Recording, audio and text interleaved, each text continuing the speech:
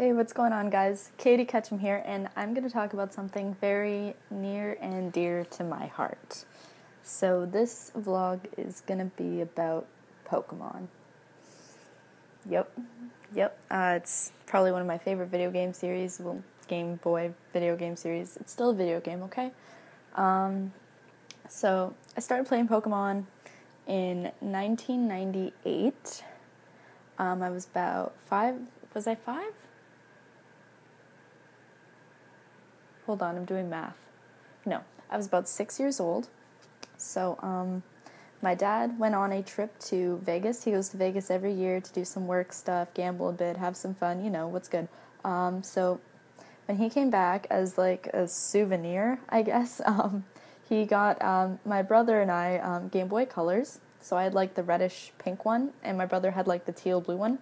And he got us Pokemon Red for me because my Game Boy was pink, red, pink, yeah, girl, yeah.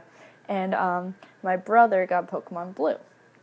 So before that, my brother and I, we would watch like the Pokemon series on TV.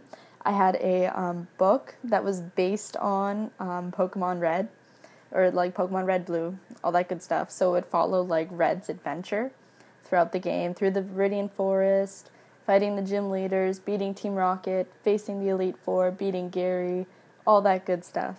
So, so I would read that. I got really excited, and then I finally had the game to play. So I started playing Pokemon Red. I remember first time I turned it on, I named my character Ash, because, you know, Ash, TV show, Pokemon, that's what you do, right? So I named him Ash, and I remember the very first time I walked into Professor Oak's lab in Pallet Town, and I got to choose a starter. I'm not even kidding. To this day, choosing a starter is probably one of the most difficult decisions I ever have to make, no matter which new Pokemon game I play.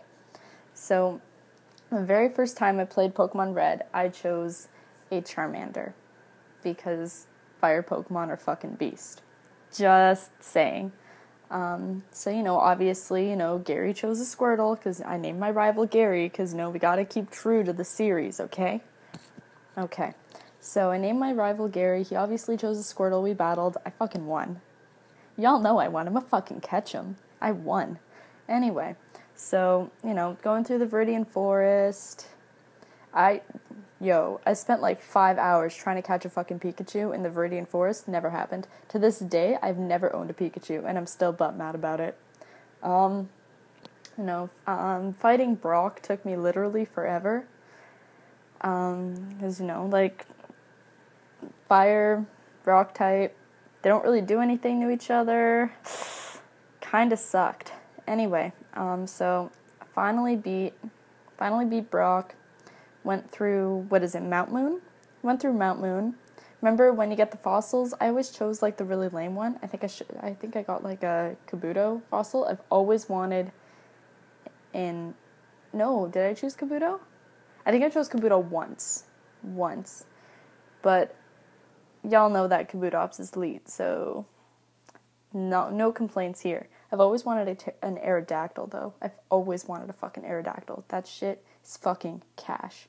Beast of a Pokemon. Beast. Anyway, so, you know, I think my Charmander was a Charmeleon now. Pretty beast. Love that guy. Fighting Misty. It took me like 3 weeks to beat Misty. I would rage quit. I would turn off the game. I would leave it be. Because, you know, she had a fucking Staryu and a Starmie. Staryu was no big deal. Staryu was like level 18 or something like that? Like, yeah, Bubble Beam sucked a little bit, you know, but, you know, my Charmeleon's beast, so had at it. Won. What up? But, then that fucking Starmie. But anyway, this isn't about how, you know, I beasted through Pokemon when I was like 6 years old. This is about how much I love that series and why it means to me. So I'm sorry I'm going off tangents, reliving lots of very nice memories.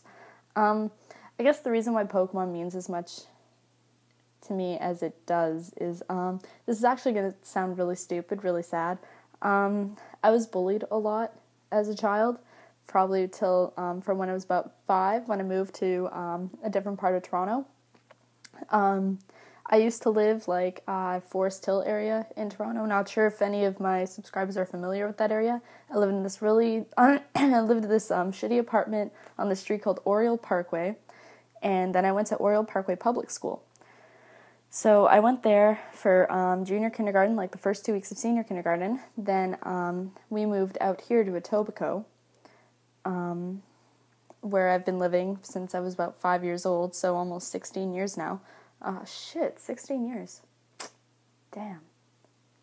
Anyway, so I moved here to Etobicoke, went to this school called St. Ambrose. Doesn't exist anymore. It got torn down. Or they're rebuilding it or something like that. Either way, right now it doesn't exist because it got torn down. Redundancy. I do that. So I didn't really have a lot of friends. Actually, I had no friends. In their defense, I was a really weird kid. I was very socially awkward, anxious, nervous child. I'm still socially awkward, anxious, and nervous. If any of you guys know me in real life, you know this. And for some reason, y'all are friends with me anyway. I don't know. So, like, playing Pokemon was just, like, these were, I guess I get too personally attached to video games and things like that as a result because of my lack of childhood friends, rather. So, like, these were little non-existent creatures that loved me anyway, and that were fucking badass and cool. And I remember when I was a kid, I've always wanted fucking Pokemon because, Pokemon are better than people. Because people in my life, up until I was about maybe 12 years old, sucked. They sucked. I didn't have friends. I was bullied. Nobody liked me. So I played Pokemon and The Legend of Zelda, which is another video game series that is near and dear to my heart. Probably the only thing I like more besides Pokemon because of all the things that the series has taught me growing up. I don't know if I've said this before, I'm actually getting Majora's Mask sleeve, like a themed sleeve on my left arm. I already have Cafe's Sun Mask up here already. Can't see it because, clothes reasons. But yeah, I've been playing Pokemon on and off, more on than off, for about 16 years now. Like I said, it's really near and dear to my heart. I've played almost every single version that's come out, with the exception, I think, the only generation I think I skipped was like the Pokemon Ruby Sapphire era. I think that was the only one I skipped. I've never played Pokemon Yellow. To this day, I've never played Pokemon Yellow. I never had it as a kid, and now that, I'm older, I can't find it anymore. I'm trying to find it on an emulator for my phone, so, I can play it. But Pokemon Red was just as badass, so, it's okay.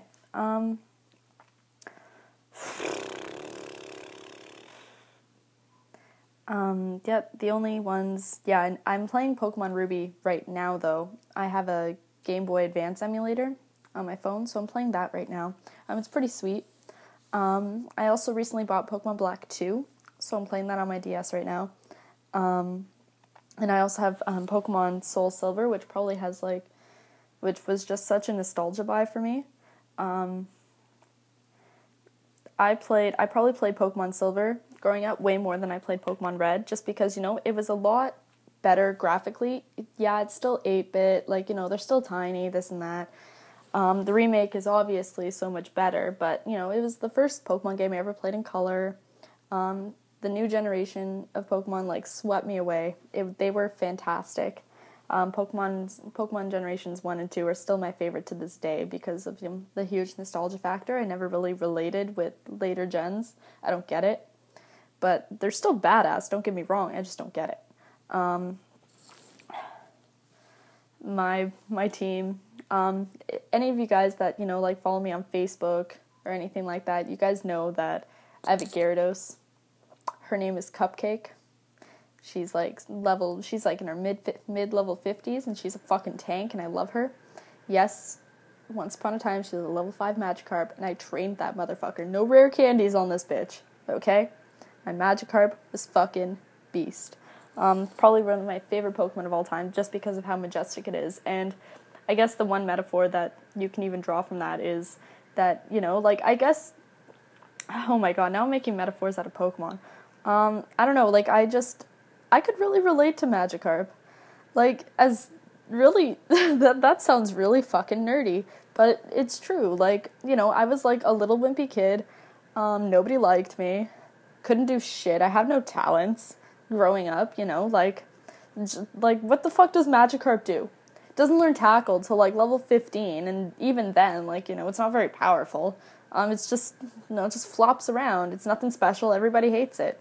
And as a kid, I was fucking Magikarp. Some days I still think I'm Magikarp, but it's true. But it's just the idea that even something as wimpy and sad and insignificant as Magikarp can, you know, grow up, evolve to be something majestic and great, like a Gyarados. And I guess that's what I strive to be when I, you know, grow up. You know, when I'm finally, you know, like, this isn't even my final form, bitch! But, like, seriously, though. Like, I think that is what not, you know, be, like, a fucking, like, beast of, like, a water-flying type Pokemon, but just be better than I am. Like, life is all about personal growth, and and be always striving to be better than what you are, even though you start out as something as small and as insignificant as a Magikarp, you know what I mean? So I guess that's why Gyarados is probably my favorite Pokemon, because it's something that I strive to be, something that majestic and powerful and beast. But yeah, so that's me ranting about how much I love that Pokemon.